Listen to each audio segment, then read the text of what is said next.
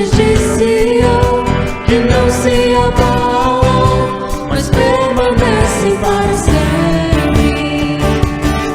Como em volta de Jerusalém estão os montes, assim o Senhor em volta do seu povo. Autoridade e poder, o domínio em suas mãos, pois o Senhor é Deus, o Senhor é Rei dos povos. Cale-se diante dele a terra, cobre os joelhos, ergam as mãos, pois o Senhor é Deus, o Senhor é Rei dos povos.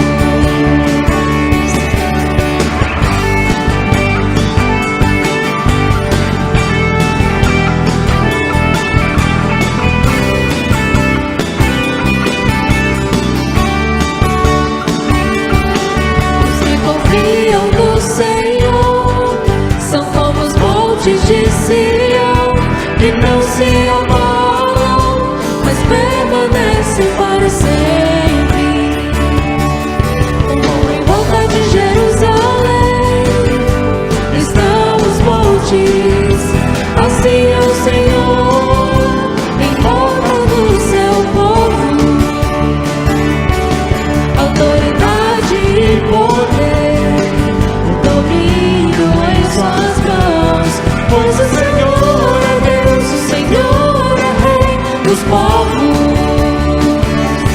Cale-se diante dele a terra, cobre os joelhos, ergam as mãos, pois o Senhor é Deus, o Senhor é Rei dos povos.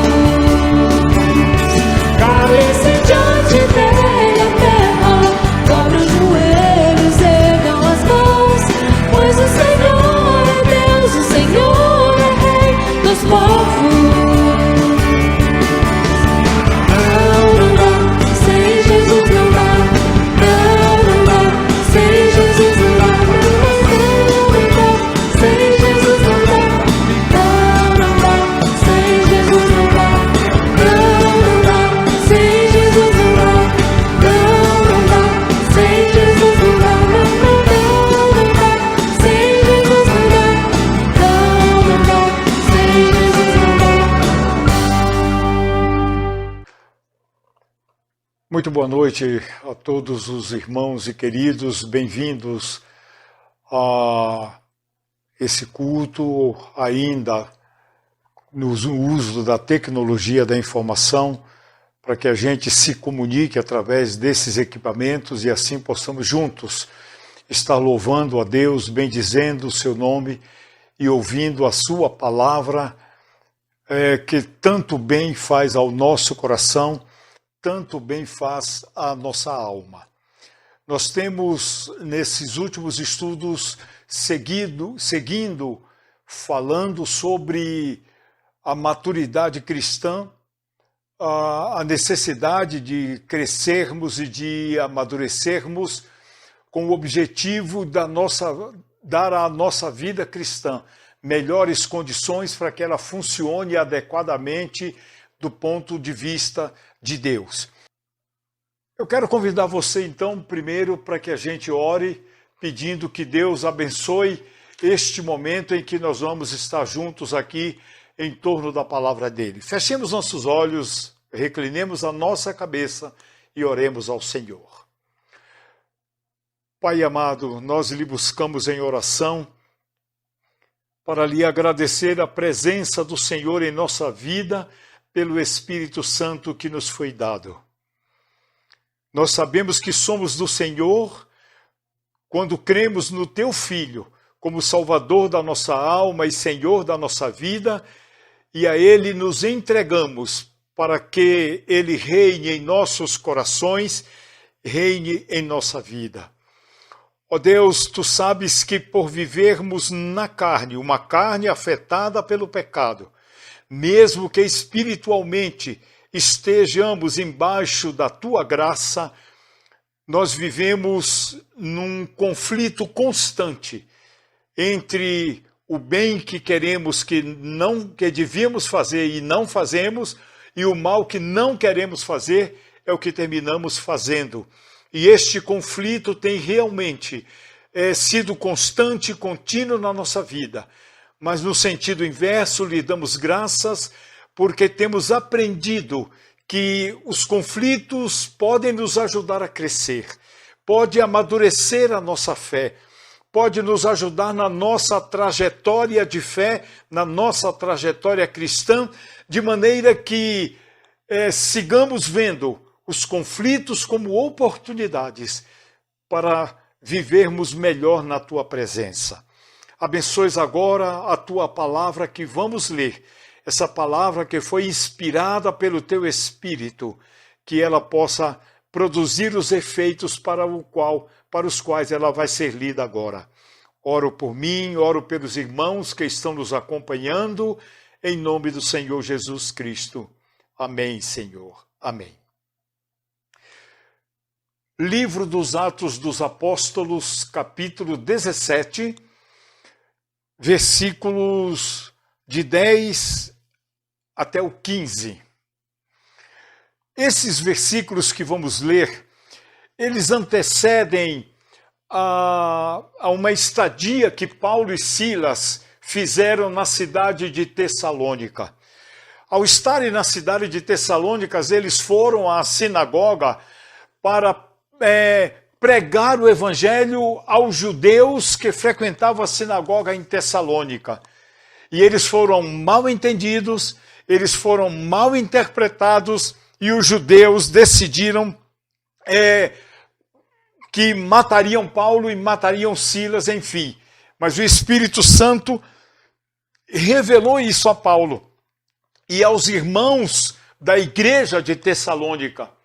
Eles então deram um jeito de madrugada, tirarem Paulo da cidade, e Paulo e Silas então se dirigem para a cidade de Bereia. De modo que o texto bíblico que nós vamos ler agora aconteceu na igreja de Bereia. Porque assim que chegaram ali, foram recebidos pelos irmãos, e olha o que aconteceu quando eles chegaram e se identificaram como cristãos ali em Bereia. Versículo 10, capítulo 17 de Atos, versículo 10. Logo que anoiteceu, os irmãos enviaram Paulo e Silas para Bereia. Chegando ali, eles foram à sinagoga judaica. Os bereanos eram mais nobres do que os tessalonicenses, pois receberam a mensagem com grande interesse, examinando todos os dias as Escrituras Sagradas, para verificar se tudo era assim mesmo como estava sendo ensinado. E creram muitos dentre os judeus, bem como dentre os gregos, um bom número de mulheres de elevada posição, e não poucos homens se converteram. Quando os judeus de Tessalônica ficaram sabendo que Paulo estava pregando a palavra de Deus em Bereia, dirigiram-se também para lá, agitando e alvoroçando a multidão contra eles. Imediatamente, os irmãos enviaram Paulo para o litoral, mas Silas e Timóteo permaneceram em Bereia. Os homens que foram com Paulo o levaram até Atenas. Partiram depois com instruções para que Silas e Timóteo se juntassem a ele tão logo fosse possível. Como disse há pouco, vamos encerrar a série de estudos sobre crescimento cristão e maturidade espiritual vinculados aos conflitos desta vida. Então hoje é o nosso último estudo e vamos então aprender que lições nós podemos tirar de tudo que até aqui foi dito, com base nesta experiência do apóstolo Paulo ali na cidade de Bereia, vindo da cidade de Tessalônica. Então eu queria pontuar para vocês 5 coisas que vejo como muito importantes neste processo. A primeira coisa, o exemplo de dedicação do apóstolo Paulo. Ora, é claro que falar que Paulo era um crente dedicado, nenhuma novidade. Mas falar que Paulo era um crente dedicado, mesmo vivendo um tempo inteiro sob pressão de Tessalônica, agora aqui também em Bereia, ainda que recebido muito bem pela igreja, mas o apóstolo Paulo não se dobrava àquelas questões que o pressionavam, inclusive em risco da própria vida dele. Vamos então ver o exemplo do apóstolo Paulo. Volte ao texto que nós acabamos de ler e coloque os seus olhos no versículo 10. Logo que anoiteceu, os irmãos enviaram Paulo e Silas para Bereia.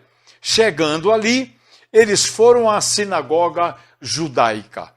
O que eu quero destacar neste versículo 10?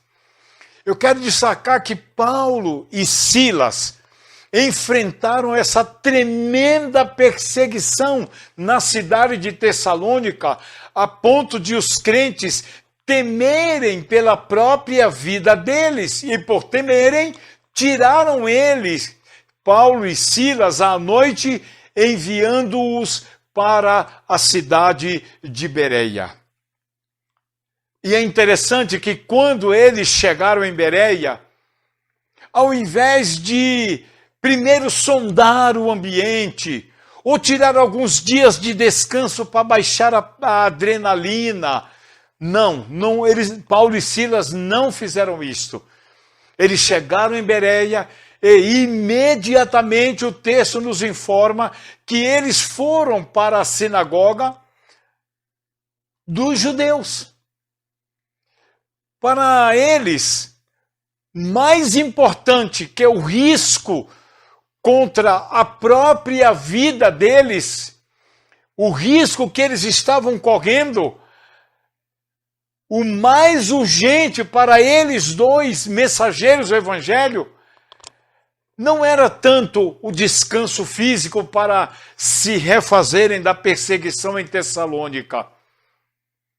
Era a alegria de ganhar tempo anunciando o evangelho, pregando o evangelho, o que revela a incrível maturidade tanto de Paulo quanto de Silas, e que por isso tanto um quanto o outro servem de grande exemplo para mim e de grande exemplo para você.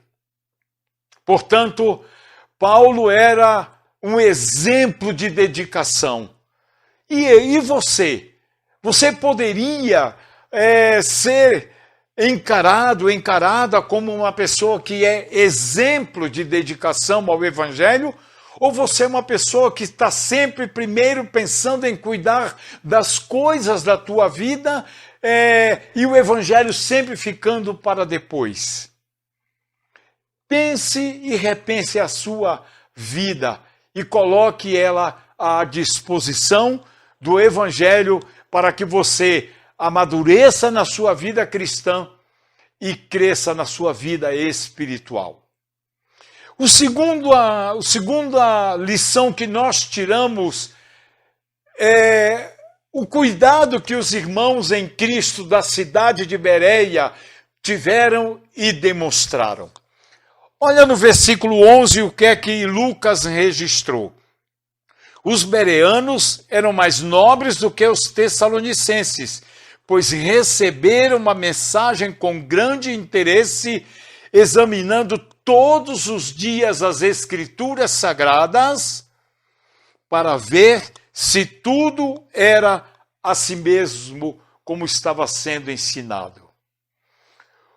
Os bereanos, eles deixaram um extraordinário exemplo que deve e pode ser seguido por mim e por você. Eles deram total atenção à pregação que Paulo e Silas fizeram entre eles naquele dia.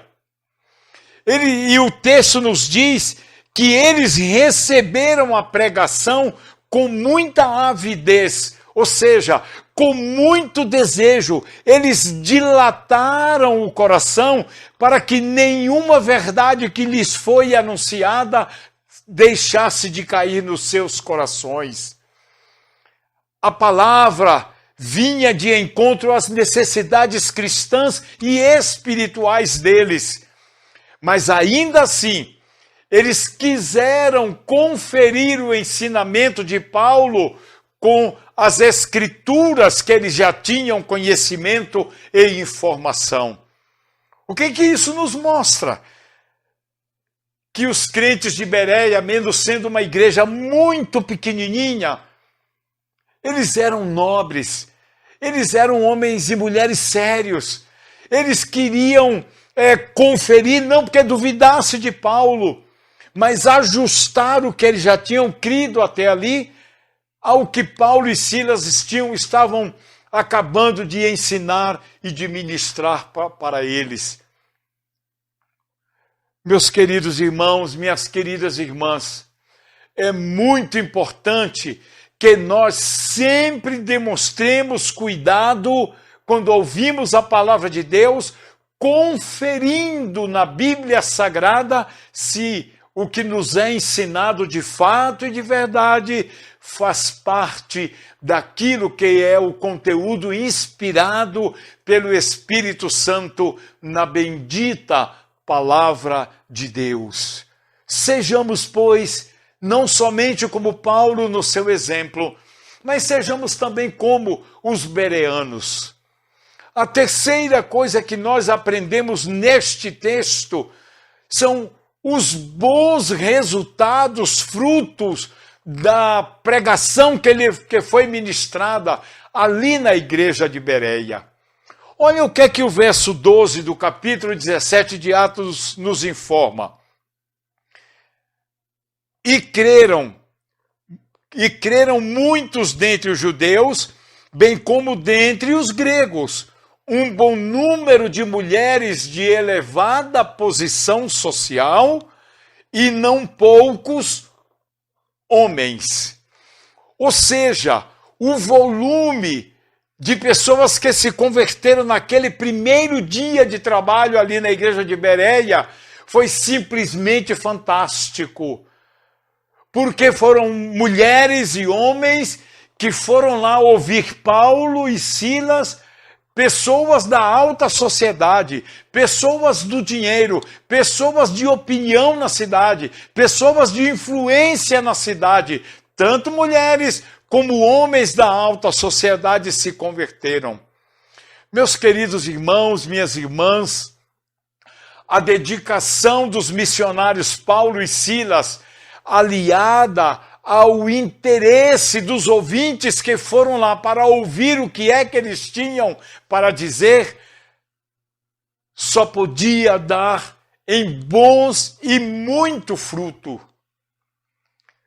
Por vezes, nós não vemos o resultado do nosso trabalho, porque além do interesse dos ouvintes, não existe uma real dedicação da nossa parte às coisas do reino de Deus. A gente faz se dá, a gente convida se quiser, a gente se envolve quando é do nosso interesse. E às vezes a gente é igreja para fazer uso dela, uso em benefício próprio. Mas não uso para levar os familiares, os parentes, os amigos, os vizinhos ao conhecimento da verdade. O apóstolo Paulo e Silas, junto com aqueles poucos irmãos da igreja de Bereia, mas não se iludam, eram poucos, mas eram fiéis, eram poucos, mas eram sábios, eram poucos, mas eles eram absolutamente comprometidos com Jesus e com as pessoas. Essa combinação, missionários dedicados, igreja dedicada, essa combinação levou muita gente da alta sociedade de Bereia, tanto mulheres como homens, a se prostrarem aos pés do Senhor Jesus Cristo, tendo em Cristo o Salvador da alma deles e o Senhor da vida deles. Meus irmãos, vamos atuar na dimensão do que a Bíblia deseja de mim e de você, porque os bons frutos, os grandes resultados terminarão acontecendo.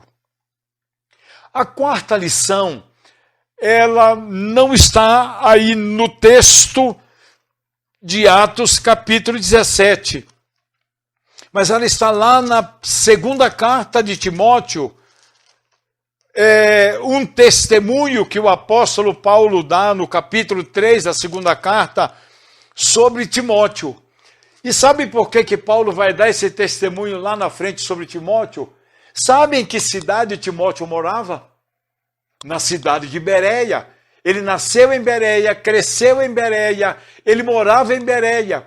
Ele era um destes convertidos, não só ele, como sua mãe, como sua avó, também eram mulheres membros da igreja ali de Bereia. E aí Paulo vai fazer uma referência quando escreve uma carta a Timóteo, alguns anos depois, na segunda carta, capítulo 3, versículo 15. Paulo vai dizer assim para Timóteo: porque desde criança você conhece as sagradas letras, que são capazes de torná-lo sábio para a salvação mediante a fé em Cristo Jesus, nosso Senhor. Quando Paulo escreveu essa carta para Timóteo, Timóteo já era missionário.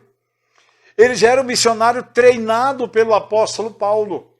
Ele já era um missionário com convicções profundas. Um missionário maduro na vida cristã e na vida espiritual. E aí ele já lá na frente, pastoreando um jovem pastor, Paulo então relembra a ele que muito do que ele, Timóteo, era naquele momento, devia-se ao fato de que a sua avó, Lóide, e a sua mãe, Eunice, foram mulheres que discipularam Timóteo. Sabe, meus irmãos, um lar que cuida da educação cristã dos seus filhos só pode tornar-se em um lar abençoado. Os filhos crescerão abençoados e quando chegarem à fase adulta também serão abençoados e abençoadores. Porque além de ser a causa de Deus, uma bênção na vida dos filhos, os filhos se tornam uma grande, grande bênção para o reino de Deus. O cuidado que Lóide e Eunice tiveram com Timóteo, acrescido a tudo que a igreja de Bereia fez por ele, e mais ainda, depois que Paulo pede que Timóteo o acompanhe em viagem missionária, todo este cuidado, ensinando a ele as sagradas letras, desde a infância, merece ser considerado e merece ser imitado por todos nós.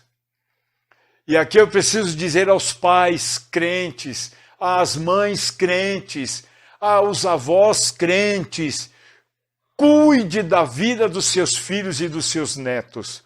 Não negligenciem a missão que nós pais, que nós avós temos de fazer os nossos filhos e os nossos netos verdadeiros e frutíferos discípulos de nosso Senhor Jesus Cristo. Porque se na verdade nós não cuidarmos da vida espiritual dos nossos filhos e dos nossos netos, pergunto, quem irá cuidar?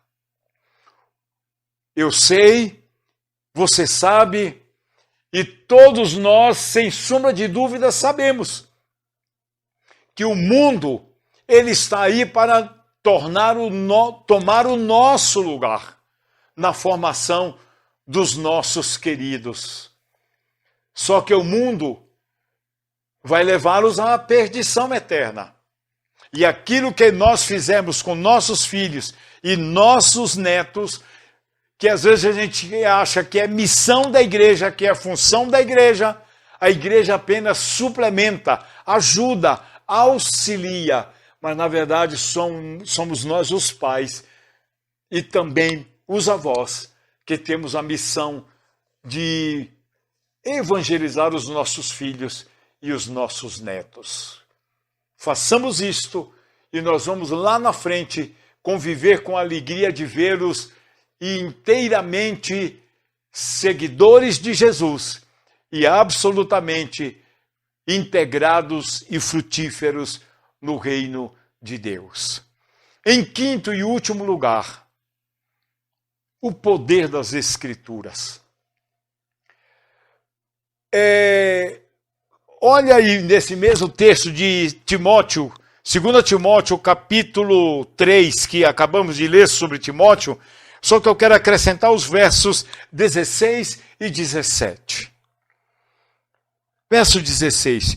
Toda a Escritura divinamente inspirada é útil para o ensino, para a repreensão, para a correção e para a instrução em justiça, para que o homem de Deus seja perfeito e perfeitamente habilitado, capacitado para toda boa obra. Meus queridos irmãos, minhas irmãs, meus caros jovens, adolescentes e crianças, o ensino da Bíblia prepara o ser humano para a salvação, que um dia acontecerá. Pode acontecer ainda na infância, pode acontecer enquanto a criança está na idade de junior, pode acontecer na adolescência, pode acontecer na juventude ou até mesmo na fase adulta. Fato é que, se de verdade instruirmos no caminho em que deve andar, pela palavra de Deus, essa palavra que é inspirada por Deus e é útil para ensinar, é útil para repreender, é útil para corrigir e é útil para instruir em justiça, lá na frente nós teremos a alegria de ver os nossos filhos e os nossos netos, crentes no Senhor Jesus Cristo, servindo ao Senhor. O ensino bíblico capacita a pessoa salva para crescer espiritualmente, andando em caminhos justos e corretos, e em condições de servir maravilhosamente bem a Deus, com maturidade cristã e com maturidade espiritual. Queremos deixar, pois, este estudo, este ensino com você, para que você considere a bênção e a possibilidade de ser exemplo como Paulo foi, de viver o Evangelho como os crentes de Bereia viveram, de fazer a obra de Deus na certeza de que os frutos e os resultados acontecerão, de que devemos olhar os nossos lares como um grande campo missionário, e finalmente fazermos que a nossa vida seja vivida não apenas em torno, mas embaixo da palavra de Deus. Essa palavra que é útil para ensinar, para corrigir, para repreender e para instruir em justiça. Se assim o fizermos, nós lá na frente nos tornamos aptos para toda a boa obra no reino de Deus. Que Deus abençoe essa palavra no meu e no seu coração. Eu quero te convidar a orarmos. Oremos. Pai, mais uma vez nós lhe buscamos em oração para lhe agradecer as verdades que a tua palavra nos ensinou nessa noite. Ó Deus, queremos que essa palavra mexa de tal maneira com o nosso coração, com a nossa mente, com a nossa conduta, que revelemos maturidade cristã e crescimento espiritual, mesmo no meio dos conflitos que diariamente vêm sobre nós. Bendito Senhor, eu quero lhe pedir que tu abençoes os enfermos, os desempregados, as pessoas que gostariam muito que aqueles familiares que ainda não creem em Cristo se convertessem. Oramos por esses familiares não convertidos. Oramos por aqueles irmãos e irmãs que estão passando por uma grande dificuldade financeira em razão da crise. E lhe pedimos que tu fales tão profundamente ao nosso coração que nós nos coloquemos o tempo inteiro em linha de ajuda, apoio e de comunhão com esses irmãos. Senhor amado, abençoa os lares que estão vivendo conflitos de relacionamento, os casais que estão se desajustando e não estão se entendendo, os filhos que têm sido desobedientes. Ó Deus, que teu Espírito fale aos seus corações. Eu lhe peço pela nossa igreja, os membros da nossa igreja aqui na IBV Nova, lá em Ibiporã, lá em Grandes Rios e lá em Cambará. Ó Deus, muito obrigado porque o Senhor é o único Deus vivo e verdadeiro, Senhor da nossa vida. Nós lhe pedimos que tu escute e responda a nossa oração que nós fizemos em nome do Senhor Jesus Cristo.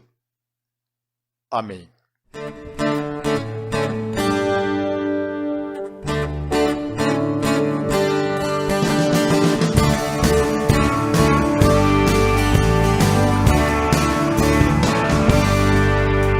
De todas as tribos, povos e raças, muitos irão te louvar. De tantas culturas, línguas e nações, no tempo e no espaço virão te adorar. Bendito seja sempre o Cordeiro, Filho de Deus, Raiz de Davi. Bendito seja o seu santo nome, Cristo Jesus, presente aqui.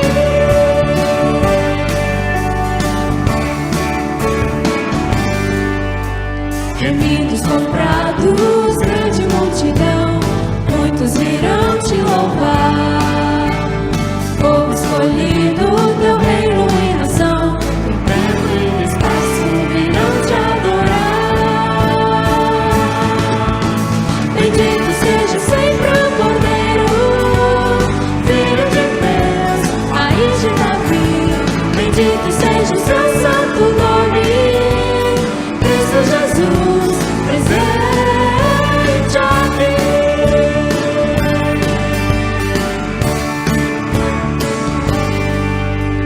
E a nós só nos cabe tudo dedicar, oferta suave ao Senhor.